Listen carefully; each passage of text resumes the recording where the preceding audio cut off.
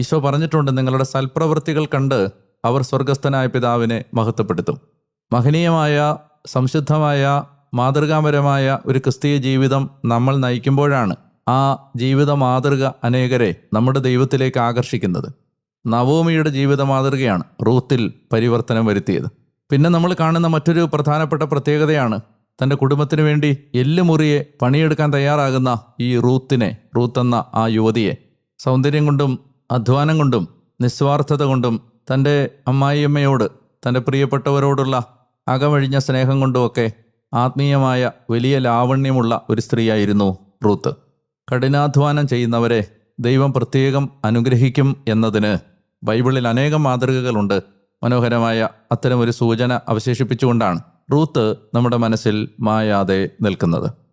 നിങ്ങളുടെ ഈ ദിവസം ദൈവം ശക്തമായ അഭിഷേകത്തിൻ്റെ ഒരു ദിവസമാക്കി മാറ്റട്ടെ എന്ന് ഞാൻ